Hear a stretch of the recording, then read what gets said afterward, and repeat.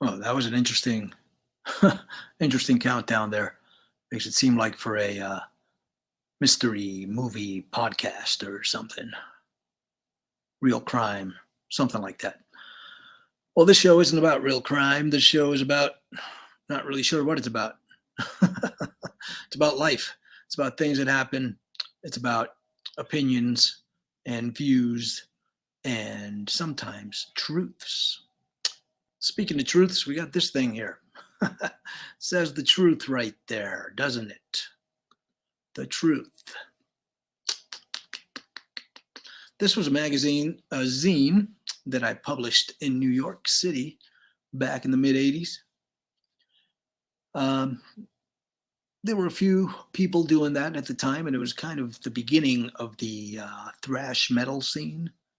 It had been for a few years, and it was good to be there. And that was an interesting time. That was awesome. I mean, it's always an interesting time going on, I guess, if I'm around. I don't know.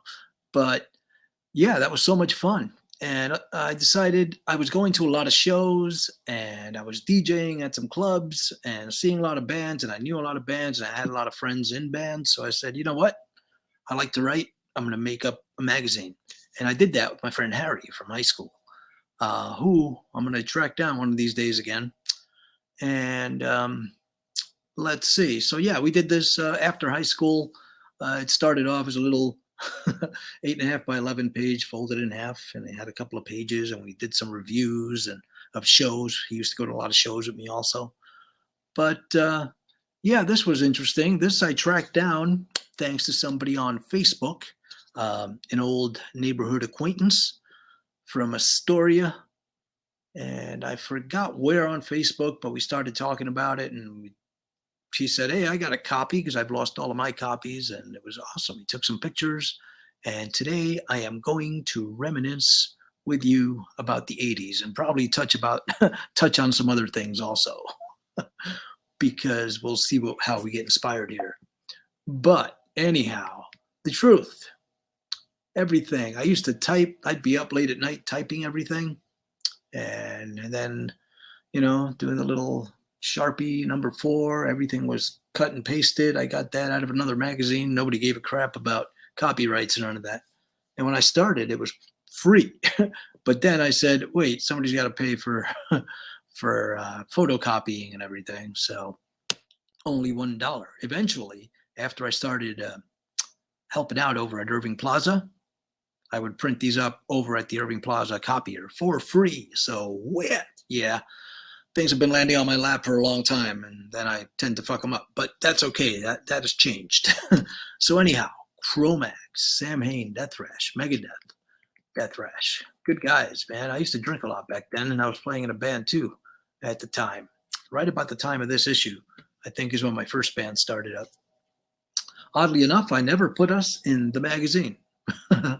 I wasn't out for publicized. I don't know why I didn't do it. But anyhow, let's see what's in here. Hardcore, punk, thrash, metal, and all sorts of weird stuff. More. How much was a business card ad? $5. Cool, we had a couple. Writers, me, Harry, Paul. Hey, Paul. AJ from Leeway. Tony K, another neighbor from Astoria. EJ Vodka. Forget how I knew him, but I met him through at shows somehow. Contributor Rob Brown. That was a guy in Jersey, I believe.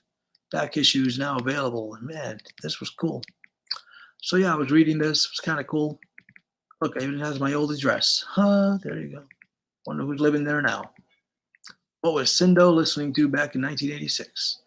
Metallica, Master of Puppets, The FU, Straw Dogs, English Dogs, COC, Minor Threat, Broken Bone, Sam Hain, Death Thrash, Nuclear Assault, Leeway, Savage Thrust, and Cro-Mags. So basically it all falls into the hard music category. Which, oddly enough, I still like it. I just don't listen to much of it these days. But when I do, I like it and I get into it. It is what it is. But these days, my head likes less chaotic music because there's enough chaos in there as it is. Anyhow, yeah, this is kind of interesting, ain't it? At least for me, going back. What was AJ listening to? Yeah, same shit. And Right to Spring. He always did. I remember that. Okay. Hey, an interview with the Cro-Mags. This interview came together in a very interesting way. You see, the idea was for me to write down a few questions for Doug Holland, the guitarist of the band, and since AJ is a good friend of his, he would give this to him for his answers. AJ was a good friend of mine, too, a neighbor. Sounds simple, right? Well, it didn't exactly turn out that way. What happened was that AJ went over to Doug's apartment with Joe, also of Leeway, and instead of simply giving Doug the question sheet, he turned on tape recorder and asked him the questions himself. There you go. Kind of cool. I'd forgotten about that. This is cool. And if you like the Cro-Mags, great band, great album. That's a band that the classic lineup, in my opinion, should get back together. But whatever. It's cool. Everybody do what you want to do. Doesn't matter. Just don't fight amongst each other. Everything's cool. Here we go. More AJ. Here we go. Doug, AJ and Doug. And where do we go from here? Wow, this was a long interview. There we go. Oh, Death Rash. When the hell is a band going to come out who at least sound original with their debut album? Well, that's what I asked last issue, and I guess that's what I asked again. Death Rash. I guess I like Death Rash. I remember I met this guy, Pat. I think I had met him at Danceteria at a Thursday night trash show or something. And man, did we get trash every Thursday night. Oh, my God. Oh, the wonders of Budweiser. Yeah. I'm really glad I don't drink so much. One day we'll talk about those stories. Kerrap! There's a magazine called Kerrang that I guess went a little wimpy. So I thought. EJ was an interesting fellow now that I remember about him. He was always into the more interesting music. He wasn't in it just for the speed and, hardness and, whatever. He liked more interesting bands like Sonic Youth, Das Damen. Ludacris playing for Leeway at Lemoore. The MC5 is still disbanded. The Butthole Surfers lose their drummer. Cool. Hey, the good, the bad, and the ugly. Have you been watching U68 lately? BT Express, Peter Gross. Really good friend of mine, too. Back then. Great dude. Metal America, visual publication. And here we have Sam Hain. Did a little write-up on him. Also remember, as I was working at Danceteria, Charlie, the booking agent there, gave me this package that had come in from Glenn Danzig. And inside were 2 albums, 2 EPs, Initium and Unholy Passion, along with a note giving me an introduction as to who he was. Like, I needed to know who Glenn Danzig was. I was a huge fan, right? And I wish I would have kept that because it had his home phone number on it from back then. But I've never been one for memorabilia, so I didn't really keep anything from anybody. And I've also met pretty much everyone that I admire and idolize and all of that, and I've never asked for an autograph. I don't know why. I just don't feel like bugging people. Everybody's doing that, Messages can wait. Let's keep going. Sam Hain. Getting it off my chest. What the hell was I upset about then?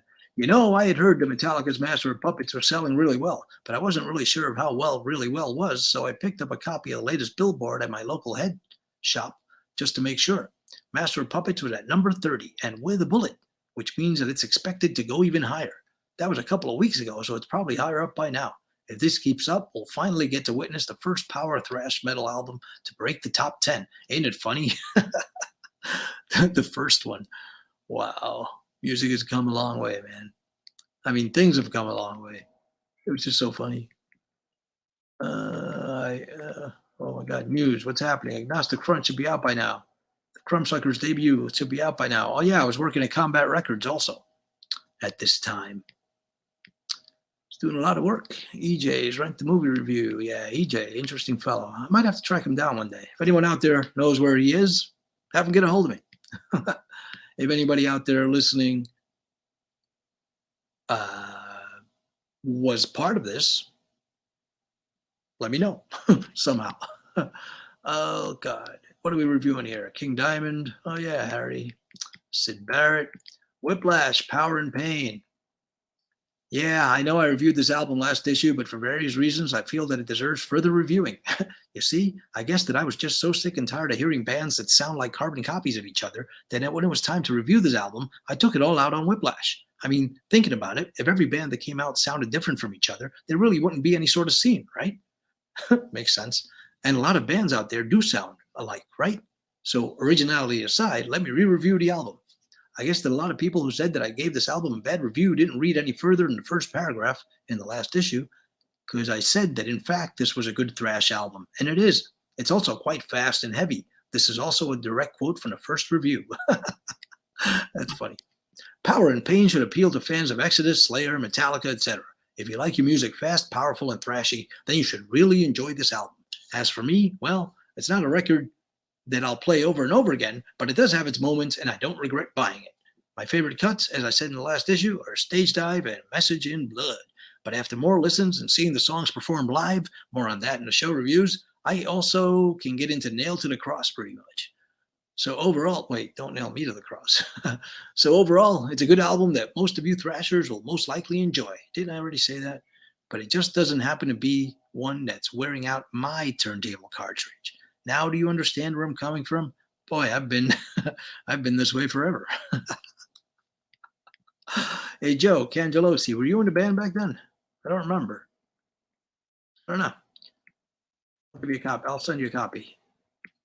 Let's see, what else are we doing? Black Flag, Saccharine Trust, Country Bob, Social Unrest, Straw Dogs.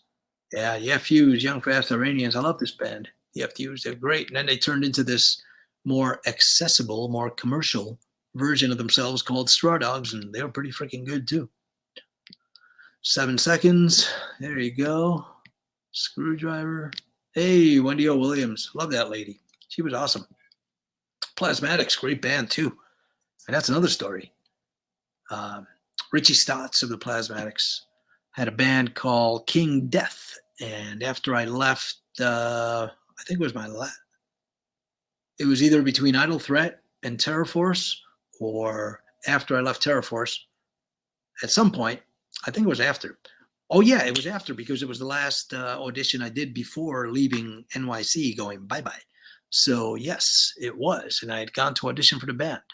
And it was pretty good. I mean, this guy was so freaking huge. He was like, holy shit, compared to me, who was not a tall person. But it was funny because I walked into the studio where they were doing the audition, and part of the band was the guy that, I forget his name right now. It's been a really long time. But the guy who recorded Idle Threat's first demo tape.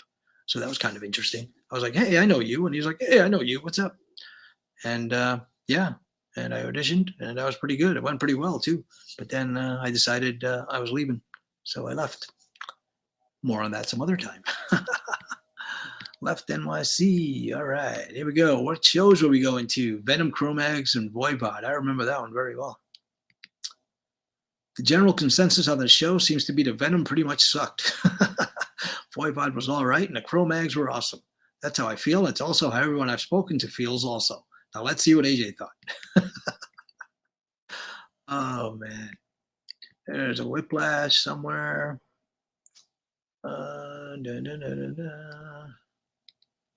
Let's see. I got CVs. Ludacris. Yeah, that was another great band, Ludacris. Nuclear Assault. Great guys. The Truth, this magazine here, we were the first to give their demo a review. And yeah, and then we got to be friends. I was good friends with Dan Lilker especially, and also John Connolly. But Dan Lilker, we used to take the bus together, the Long Island Railroad together all the time after I moved to Bayside. We'd hang out, smoke weed, that kind of stuff. But yeah, and then John Lilker ended up producing 2 of Idle Threat's demos, I believe. Another great guy. Great guy. Man, I had a lot of fun back then. Met a lot of cool people. All right. Great set by Nuclear Assault. Carnivore, Whiplash. Yeah, this night was also where I met Death Thrash for the first time. Ah, okay, there we go. Carnivore Whiplash show at Danceteria. Let's see. This show initiated the Thursdays Trash series at Danceteria, and I wish that I could tell you about it in more detail than I'm about to, but that's impossible because alcohol got the best of me that night. Let's just say that it wasn't one of Whiplash's best shows, and that Carnivore sounded pretty good, or better than Whiplash. I remember them doing Legion of Doom and God is Dead, among other things. This night was also where I met Death Thrash for the first time, and they were even more blasted than I was. I'm sure we all awoke with nasty headaches the next morning. Oh, my God. Yeah, I used to do so much stupid shit. I used to drink and drive all the time. There were times I woke up and I was like, oh, shit, I made it home, you know. I had 2 really close calls. Man, maybe I'll detail those sometime. But I'm here for a reason, I guess, and I think I'm figuring out what it is. Oh, another Nuclear Assault show. Celtic Frost canceled. Here we go. Whiplash. Hey. Plastic Front. Armored Saint. Sneak Attack in the 80's at Lemore's. Lemore spent a lot of time at Lemore's too. And Saniac, I don't remember them at all. I truly recommend this tape. That's funny. Most bands I remember. That one I don't remember at all. Underdog, great band. Aggravated Assault.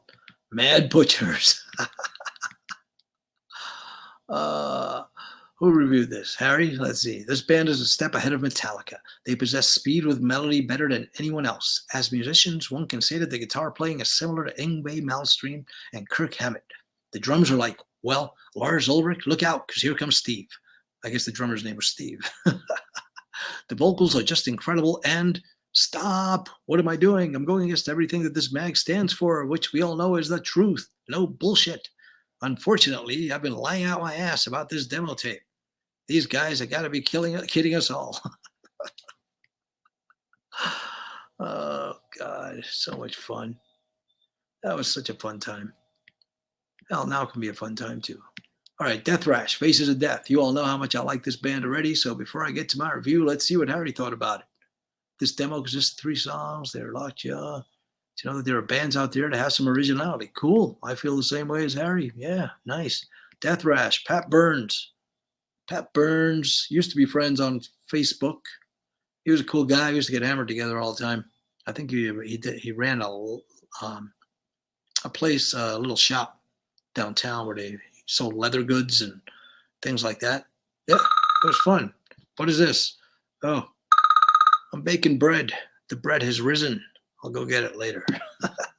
Baking bread. I learned to bake bread. I make better bread than I can buy. So there you go. You should try it sometime. All right, Cro-Mags update. What else we got? Albert's Place. Well, where are we at? How about some lyrics? All right. There we go. We got a poser update from Paul. Paul, I got to hand it to him. It's pretty funny. Paul from Idle Threat. Great guy, best friend for a long time. But we had a lot of fun.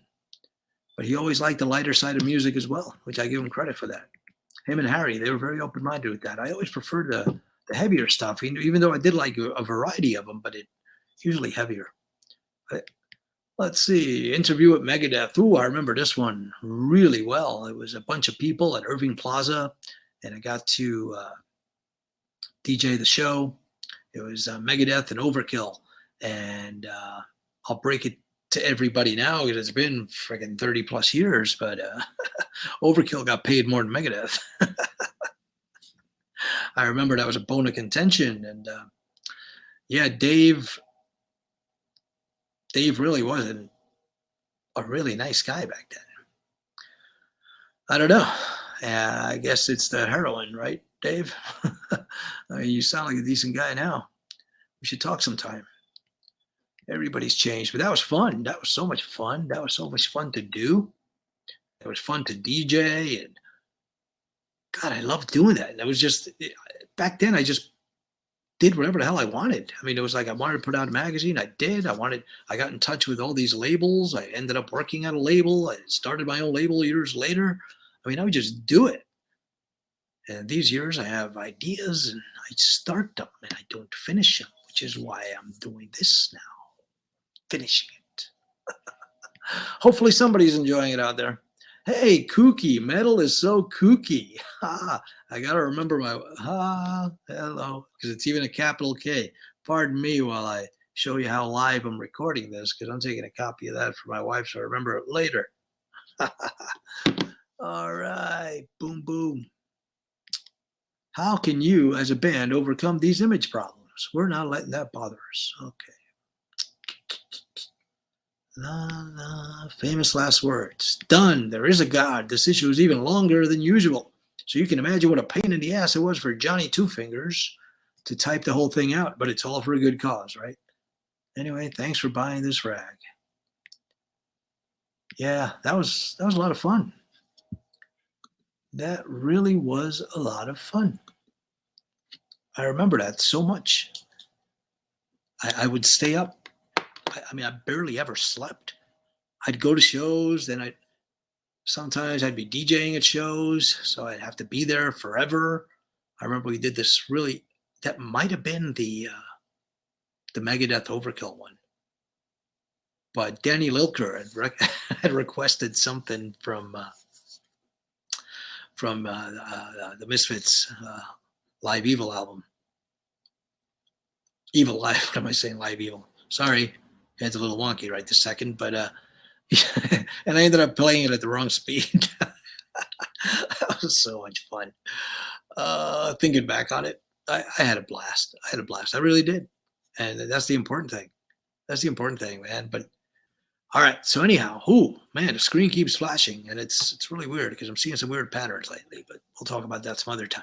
But yeah, that was a really fun time, and it's crazy. And I'm so grateful that I found a copy of it because all of mine are gone because I don't really keep anything. I used to, but I don't anymore. Don't know why, but I don't know. I don't know. These days, though, I'm a little bit more grounded, you might say. I had to read my notes. I wrote some notes so I could try to remember what I was trying to do this for anyway, because most of the people listening to this are probably not the greatest thrash metal fans in the world. So, or maybe I'm just assuming. Who knows?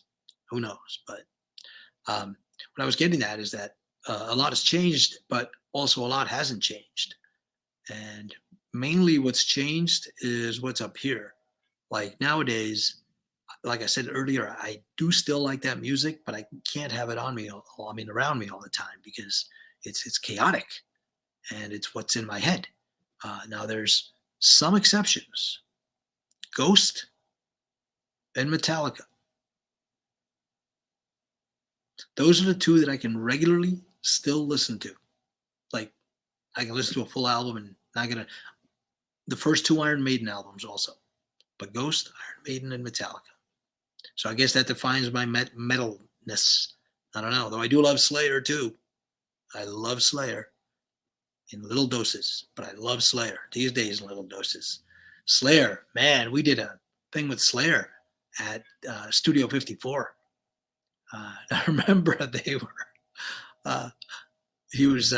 they were Kerry King and Dave Lombardo, so guitarist and drummer, were pouring beers down my throat. I wish I still had those pictures. It was so funny.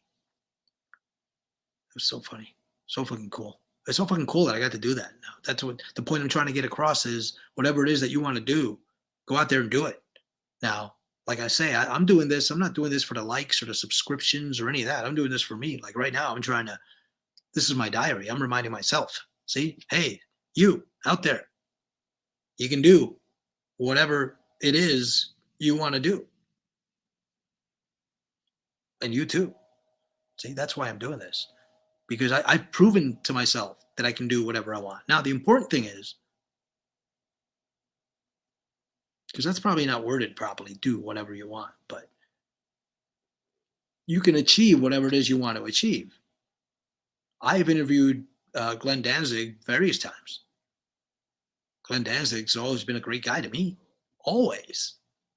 I'm not anybody, but people ask, well, how do you go about, doing the interviews and doing this and that? And I'm like, I don't know. I go up to him and go, hey, would you okay to do an interview? Like I go to a show and that's what I would do. I'd walk in. There was one instance where I took my son. My son wanted to go to Green Day. So I got him tickets to Green Day, right? At Pepsi Center in Denver.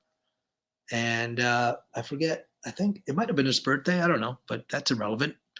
But I got him tickets. And then I said, you know what? I want to go in too. But it happened to be sold out. I didn't want to pay scalper prices. So I went to the window. I said, hey, any chance I can just get a wristband and get in there? And they're like, well, it's sold out. And I'm like, well, I bought my son a ticket and I review shows. I have a magazine and, do this and that. I mean, I'm not asking for much. And the guy said, there you go. And it was simple as that. Simple as that. Now, another time, um, yeah, Glenn Danzig show at the Ogden Theater. Wanted to do a little bit of an interview. He's sitting down. Two guys are sitting next to him, one on each side. One guy gets up. I go in. I sit down. Talk to him for a few minutes. I mean, he was great. He's always been gracious to me. Talked to him a few times. It is what it is, you know. They're just people. I'm just a person. You're just a person. Why do we put people on pedestals? I don't know. They're not better than you.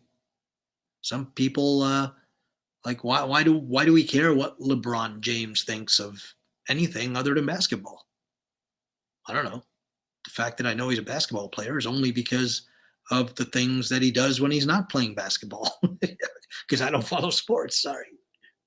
But, you know, it is what it is. Now, I changed my perception of many things, and along with that came a change in musical taste. It did, as in not that it changed totally, but my preference is to have more subdued music playing. But music literally is magic. And if you believe the string theory, further proof. Look into it. That's the newest thing. Man, yeah, follow your obsessions and see where they lead. That's what I'm trying to do, you know?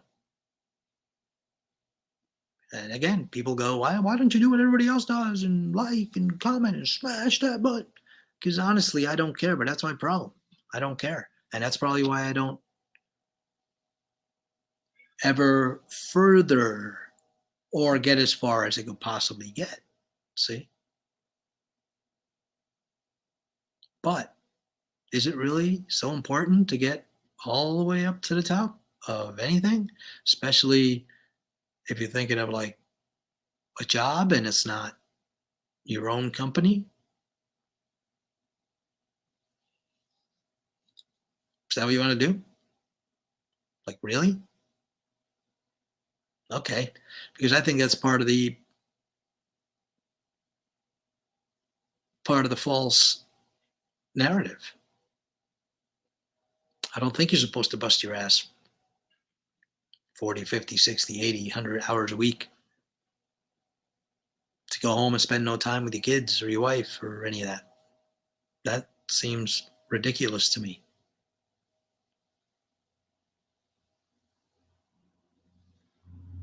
And it always has. It always has.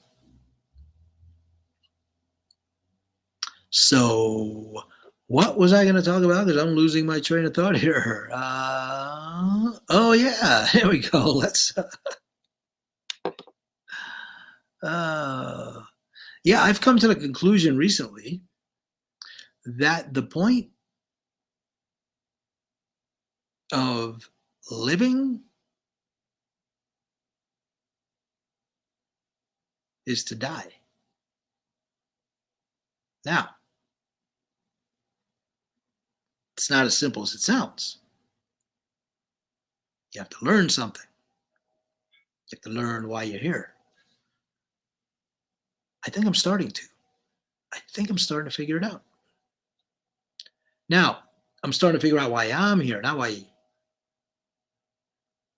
you're here. Now, if I'm talking to myself, what am I talking about? Confusing, yeah, I know. But it makes sense as to why, like people would go, why would a baby die at birth? Well, he figured it out. Everything else after birth, now I remember why I was doing this for myself. Everything else after birth is after birth. Ugh, doesn't sound nice, does it? But everything after that is attachments. See? Your things are attaching to you. You're attaching yourself to things from the moment you get out. And I think the point is to detach. Now, I'm not saying lose friends and do this and that. No, no, no. To detach from the programming.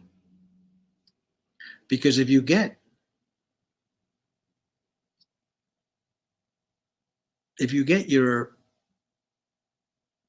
wake up after you've been already programmed for 20, 30, 40, 50, 60, 70 years, there's some catching up to do. And there's some erasing to do. I have a lot of erasing to do, you know? But yeah, you got to get rid of that programming, and programming is in everything. And programming gets you attached to that notion that you have to have the bigger car, the bigger TV, and keep up with the Joneses. And the iPhone 13 is out. You have a perfectly good 12 and 10 and 9 and 8 and 6 and 5, but get the new one. So people talk about, consumerism, and it is. I mean, They Live literally is a documentary about what's happening right now, and I'm not even kidding. Not even kidding. Yeah. Now, there's good and bad to everything. There's good and bad to everything. Even like let's put it this way. You're looking for information. Where do you look? You look on Google. Google's a computer, right? Google's a computer programmed to give you the information that it wants you to have. Nowhere does that say it's true. Like recently, I'm actually having real conversations with some people now, not just arguments, about the whole Earth is a plane versus a planet theory. And it's kind of interesting because if you look on Google, you won't find anything good. Like if you're researching it on YouTube, you'll find a million people debunking it before you find one of the pro flat Earth videos. Or for anything else that actually makes sense. They bury it if they have it there at all. And my theory is if it's on there at all, it's either because it in some way breeds more division amongst us, because we're divided in a million stupid ways, none of which are real, by the way. I mean, I had an incident, and incidents. See what happens when I'm talking? Half the time, I don't even know what's coming out of my mouth until it's out. But had an incident where a really good friend, or someone I considered a really good friend, back when I was posting a lot of political stuff, which I was never really harsh about anything. I might have just agreed with a side that he didn't. So he knew what side I was on pretty damn well. And he basically, in a post, said that anybody on that side can just fuck the fuck off. And if you're a friend, fuck the fuck off. And I never did because I'm not that petty. But instead, these days, I kind of just shut up about that stuff because honestly, it's not important. It really isn't. It's not important. They want you to think it's more important than it is. It's not. If you're walking around outside, most of the people, I mean, you that think you know me, you don't. Nobody knows anybody. But we can all get along, right? I mean, we used to be able to. Oh, God. Where was I going with that? Because there was a reason that I had. The Google and the search. Yeah, you punch whatever you want to see into Google, you're getting the results that they want you to get. I mean, there have been plenty of people that say it better than me or make better videos than me. I'm just doing this for me anyway. But there's people that say it better, and it's been you probably already know. Facebook gears, if they know that you're, a crazy right winger, they're going to show you stuff that's going to, get you riled up. If you're on the other end, they're going to show you stuff that's going to get you riled up. It's the algorithm. It's what they do. My Facebook is not your Facebook. We should all see the same fucking, thing, but we don't. We don't. I don't know. And now people are going to the metaverse. Fuck that. That's so stupid. You're in the metaverse. It's so dumb because when people talk about transhumanism, and you can't implant yourself into another being or into a bot, into an android, into any of that, which is the ultimate goal. You can't, because what makes you is what's in there. What is what's the word? What's the C word? The other C word, consciousness. Right? And nobody can take that from you except God. And God is in here. So who can take it from you? No one can take it from you except yourself. And look at your Facebook profile. Like if it comes time when it becomes so easy that it's like, okay, it's time to transfer your neural linked brain into ridiculous, ain't it? It's now there's the added bonus feature that you can get implanted into this android that can look like anyone you want. You could be the perfect person now, hey, and you can put yourself in this android, whatever. First, you have to answer this questionnaire because they have to know who you are in order to, program you, right? They have to read your conscious thoughts, but nobody knows your unconscious thoughts, really. Sometimes you don't even know your unconscious thoughts. Some people spend years paying $1 million to therapists and getting hooked on stupid drugs because they're trying to figure out the hidden parts. And nowadays, I don't know, man, feeling the way I do about psychedelics. Well, recently it's different, but feeling the way I do about psychedelics, the fact that they're getting legal should be a good thing. I don't think it's that good, honestly, because I think they're going to be used for the wrong reason. People are very susceptible when they're under those powerful plant medicines. And you can be made to believe many things while under, especially if you're inexperienced. And when a therapist is fucking with your head as you're tripping balls, yeah, that's not a good thing. I'm sorry. Find a good practitioner, a trusted one, verifiable. Yeah, that got a little weird, but I didn't even know that was going to be coming out. But yeah, wow, that got interesting, man. I'm losing train of thought totally, man. But everything is made to make you not think. Since you're born, to not think. Your work, your church. They have good intentions. No, we have good intentions going there. They don't have good intentions. Now, I'm not saying everybody involved is a bad person, but it's no, it's I liken it to NASA. Okay, I liken it to NASA, and I think they're somehow connected. And in another video, we're gonna say how else I feel about you know NASA and the occupant of the Vatican. Yeah, all of that, because that's the ultimate deception. I'm telling you.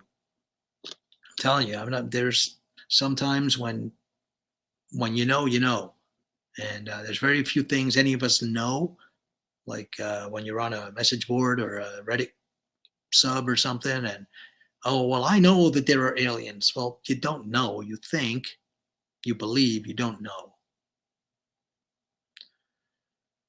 But I know a few things, and